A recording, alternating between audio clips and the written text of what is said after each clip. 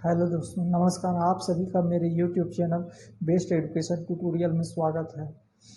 दोस्तों, आज के हमारे वीडियो का टॉपिक है कंप्यूटर की पीढ़ियाँ, जनरेशन ऑफ कंप्यूटर सिस्टम।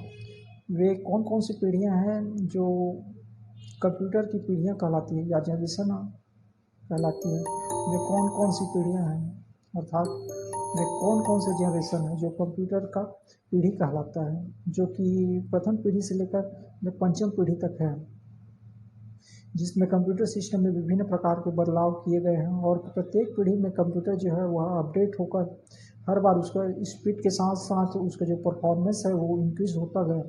प्रत्येक प्रत्येक जनरेशन का कंप्यूटर प्रत्येक जनरेशन का कंप्यूटर अपने अपने अपर जनरेशन और अपने लोअर जनरेशन से कुछ अलग ही है। तो चलिए उन्हीं जनरेशन और उन्हीं कंप्यूटर सिस्टम के बारे में इस वीडियो में हम बात करने वाले हैं। तो दोस्तों, यहाँ पे कंप्यूटर का जो पीढ़ी है वह प्रथम पीढ़ी से लेकर पंचम पीढ़ी तक है। तो वो जो पीढ़ी है उसका ड्यूरेशन कुछ इस प्रकार से है। सन 1940 से लेकर 1956 के दशक के जो भी कंप्यूटर बने हैं वे प्रथम पीढ़ी के कंप्यूटर कहलाते हैं। ये प्रथम पीढ़ी के कंप्यूटर वे कंप्यूटर हैं जिसमें वैक्यूम ट्यूब या निर्वात नलिका का उपयोग किया गया। यही जो कंप्यूटर है वो कंप्यूटर जनरेशन का आधार है, प्रथम पीढ़ी का कंप्यूटर। इन्हीं से अपडेट होकर दोस्तों जो सेकेंड जनरेशन है वो 1956 से 1963 के बीच आया। 1956 से लेकर 1963 के बीच के दशक में जो भी कंप्यूटर बनाए गए हैं वे द्वितीय पीढ़ी के कंप्यूटर कहलाते हैं। ये द्वितीय पीढ़ी के कंप्यूटर वे कंप्यूटर होते हैं जिसमें ट्रांजिस्टर का उपयोग किया जाता है या किया जाता था। द्वितीय पीढ़ी के कंप्यूटरों में ट्रांजिस्टर का उपयोग किया जाता है। जो थर्ड जनरेशन है दोस्तों कंप्यूटर सिस्टम का वो है 1964 से लेकर 1971। 1964 से लेकर 1971 के बीच के जो कंप्यूटर हैं वे तीसरी पीढ़ी के कंप्यूटर कहलाते हैं। ये तीसरी पीढ़ी के कंप्यूटर वे कंप्यूटर हैं जिसमें इंटीग्रेटेड सर्किट या आईसी चिप का उपयोग किया जाता था। ये कंप्यूटर आईसी चिप की मदद से चलते थे, इंटीग्रेटेड सर्किट की मदद से।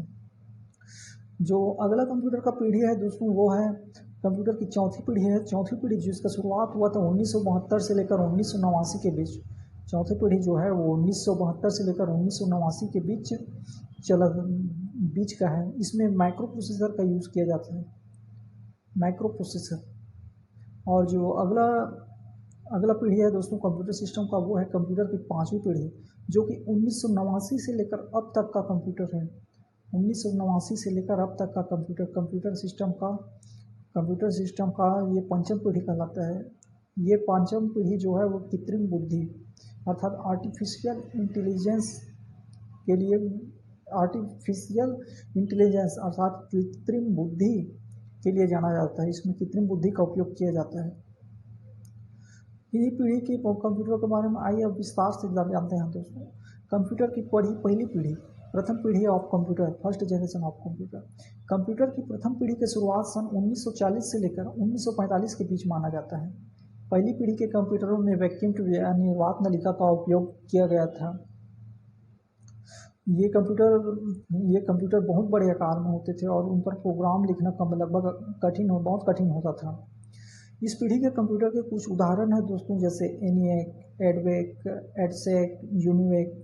ये कुछ ऐसे कंप्यूटर थे जो प्रथम पीढ़ी के कंप्यूटर कहलाते हैं, जहाँ पे इन सभी कंप्यूटरों का उपयोग वैक्यूम ट्यूब के जरिए किया जाने लगा, निर्माण हुआ था। इनके सभी का उपयोग किया जाता था। अब हम यहाँ पे जैसे एनिएक का बात करते हैं। एनिएक जिसे जॉन एकर्ट और जॉन माचले ने 15 फरवरी 1946 में यूनिवर्सिटी ऑफ पेनिसिल्वेनिया यूएसए में बनाया था। इसे electronic numerical integer and computer अर्थात एनिएक का नाम दिया गया था। इसी में दोस्तों एक एडवेक है। एडवेक कंप्यूटर जो है इसका पूरा नाम electronic discrete variable automatic computer अर्थात एडवेक था। इसका विकास 1950 में हुआ था। इसमें कंप्यूटर के अंदर आंकड़े और अनुदेशों को सुरक्षित रखना शुरू कर दिया था। ये दोनों फेमस है प्रथम पीढ़ी के कंप्यूटर में। जो अगला पीढ़ी है दोस्तों, अच्छा इसी पीढ़ी के कंप्यूटर के कुछ गुणों को देखते हैं। तो इसमें प्रथम गुण यह है कि इसमें वैक्यूम ट्यूब उपलब्ध होते थे जो इलेक्ट्रॉनिक कंपोनेंट थे। इसमें दूसरा गुण था इसका समय तीव्र इस समय तीव्र गति से गणना करने वाले अकेले यंत्र थे ये कंप्यूटर, जो मिली सेकंड अर्थात एमएस में गणना करते थे। इसकी कुछ सीमाएं हैं। इसका आकार बहुत बड़ा होता था, विश्वसनीय होता था, हजारों वैक्यूम ट्यूब निर्मित रूप से बड़ी मात्रा में गर्मी पैदा करती थी और देखभाल अति आवश्यक था।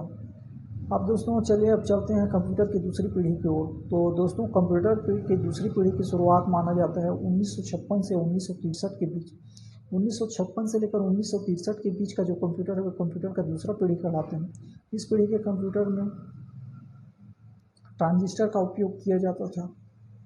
ट्रांजिस्टर जो है वैक्यूम ट्यूब की अपेक्षा बहुत छोटे होते थे। इसमें कोई फिलामेंट भी नहीं होता था और उसमें ऊष्मा की आवश्यकता भी नहीं होती थी, लागत कम थी। ये कंप्यूटर जो है प्रथम पीढ़ी के कंप्यूटर से बहुत फास्ट थे। इससे दोस्तों लाभ यह हुआ कि यह कंप्यूटर जो है आकार में छोटे थे, विश्वसनीय थे, कम गर्मी पैदा करते थे और यही सब इसमें इंक्रीज हो गया। जो अगला पीढ़ी का है दोस्तों कंप्यूटर का वो है कंप्यूटर की तीसरी पीढ़ी। कंप्यूटर की तीसरी पीढ़ी का शुरुआत सन 1964 से 1971 के बीच माना जाता है, जिसमें इलेक्ट्रॉनिक्स तकनीक के द्वारा जो द्वितीय पीढ़ी के कंप्यूटर थे उसमें सुधार हुए और ये कंप्यूटर का तीसरा पीढ़ी आया, थर्ड जनरेशन। इस थर्ड जनरेशन के कंप्यूटरों में दोस्तों माइक्रो प्रोसेसर या माइक्रो इलेक्ट्रॉनिक्स तकनीक के आविष्कार से यह सिस्टम जो है इंटीग्रेटेड सर्किट कहलाए, जो इसमें सिलिकॉन चिप समाहित करके बनाया जाने लगा। तीसरी पीढ़ी के कंप्यूटरों में इंटीग्रेटेड सर्किट या आईसी की मदद से कंप्यूटर जो है अपना कार्य या प्रोसेसिंग करता रहा। और इस पीढ़ी के कंप्यूटर में तो इसके कुछ गुण कुछ इस प्रकार से हैं, जैसे कंप्यूटर आकार में छोटे थे और छोटे हो गए। दूसरी पीढ़ी के कंप्यूटरों से ये अधिक विश्वसनीय थे तथा ये गर्मी व ऊष्मा कम छोड़ते थे और आसानी से वहनीय थे। ऊर्जा की आवश्यकता भी कम पड़ती थी, इलेक्ट्रिसिटी कम लॉस होता था। जो अगला पीढ़ी है दोस्तों कंप्यूटर का वो है कंप्यूटर की चौथी पीढ़ी। कंप्यूटर की चौथी पीढ़ी की शुरुआत सन 1972 से लेकर 2010 तक मानी जाता है। प्रारंभ में आईसी में मात्र 10 से 20 की संख्या में ही सर्किट समाहित थे, जो कि स्मॉल स्केल इंटीग्रेशन या एसएसआई तकनीक कहलाई। आगे चलकर उन्नत तकनीक के विकास के साथ यह 100 तक पहुंच गई, जो मीडियम स्केल इंटीग्रेशन या एमएसआई के नाम से जाना जाता है। उसके पश्चात या उसके बाद लार्ज स्केल इंटीग्रेशन का समय आया, जिसमें 3000 से अधिक सर्किटों को एक चिप में समाहित करके इस प्रकार very large scale integration VLSI तकनीक को विकसित किया गया और 1 मिलियन से अधिक सर्किट एक चिप पर समाहित किया जाने लगा।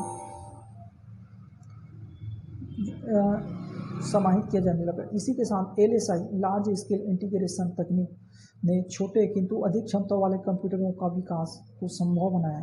चौथी पीढ़ी के कंप्यूटर के उदाहरण कुछ इस प्रकार से हैं, जैसे IBM 4340, DE10, स्टार 1000 एवं PUP-11 इत्यादि। दोस्तों ये कंप्यूटर जो है वो अधिक विश्वसनीय तथा कम ऊष्मा उत्सर्जित करते थे, वातावरण के अनुकूल थे और आकार बहुत छोटे हो गए कंप्यूटर सिस्टम का। ये कुछ विशेषताएं हैं पंचम पीढ़ी के कंप्यूटर में। अगर इसकी सीमाओं की बात की जाए तो LIC चिप के निर्माण में बहुत अधिक आधुनिक व उन्नत तकनीक की आवश्यकता महसूस हुई इस पीढ़ी के कंप्यूटर में। जो अगला पीढ़ी है दोस्तों वो है पाँचवीं पीढ़ी के कंप्यूटर। सन 1990 से लेकर अब तक के दशक के जो कंप्यूटर अब तक का जो भी कंप्यूटर है वे सभी पाँचवीं पीढ़ी के कंप्यूटर कहलाते हैं। पाँचवीं पीढ़ी के कंप्यूटर की गति अन्य पीढ़ी के कंप्यूटरों की गति से अत्यधिक तीव्र है। इसके अलावा यह साथ प्रोसेसिंग कर सकता है। इसमें कृत्रिम बुद्धि या आर्टिफिशियल इंटेलिजेंस जनरेशन की अवधारणा प्रारंभ हो गई, ताकि कंप्यूटर अपना निर्णय स्वयं ले सके। यह अभी भी विकास की अवस्था में है। जो पाँचवीं पीढ़ी के कंप्यूटर है दोस्तों उसमें कुछ उदाहरण है उन कंप्यूटरों के, जैसे डेस्कटॉप कंप्यूटर, लैपटॉप कंप्यूटर या डेस्कटॉप, लैपटॉप, नोटबुक, अल्ट्राबुक एवं क्रोमबुक इत्यादि। ये सभी पंचम पीढ़ी के कंप्यूटर हैं।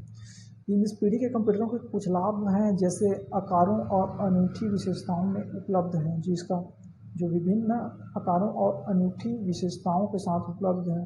ये अधिक विश्वसनीय हैं और तेज़ी से काम करते हैं। यह मल्टीमीडिया फीचर्स द्वारा उपयोगकर्ता के सरल इंटरफेस के साथ कंप्यूटर संचालित होता है। इसके कुछ सीमाएं हैं, जैसे निम्न स्तरीय भाषा का प्रयोग होता है, लो लेवल लैंग्वेज इसमें उपयोग होता है। दूसरा है मानव मस्तिष्क को सुस्त और कमज़ोर कर सकते हैं। ये मानव मस्तिष्क को सुस्त और कमज़ोर कर सकते हैं। तो ये थे दोस्तों कंप्यूटर जनरेशन या कंप्यूटर की विभिन्न पीढ़ियाँ। तो आप समझ गए होंगे कि कंप्यूटर की ये 5 प्रकार की पीढ़ियाँ हैं। 5 प्रकार की पीढ़ियाँ हैं। समय के साथ वैसे पीढ़ियाँ अपडेट होता जा रहा है। भविष्य में पंचम पीढ़ी के साथ साथ षष्ठम पीढ़ी भी आने का संभावना बना हुआ है। तो आप समझ ही गए होंगे 1940 से लेकर 1956 के बीच की जो पीढ़ी है वो प्रथम पीढ़ी है, जिसमें वैक्यूम ट्यूब का यूज़ हुआ। 1956 से लेकर 1963 के बीच का जो पीढ़ी है विद्युतीय पीढ़ी है, जिसमें ट्रांजिस्टर का यूज़ हुआ। और 1964 से लेकर जो 1971 के बीच का पीढ़ी है वो तृतीय पीढ़ी है, जिसमें इंटीग्रेटेड सर्किट का यूज़ हुआ।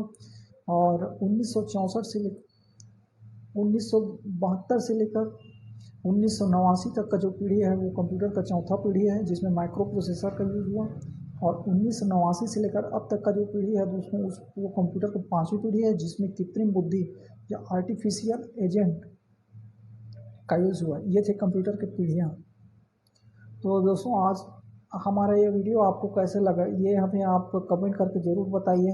अगर वीडियो अच्छा लगा हो तो वीडियो को लाइक कीजिए, चैनल सब्सक्राइब कीजिए और दोस्तों के साथ शेयर करना ज़रूर। थैंक यू दोस्तों।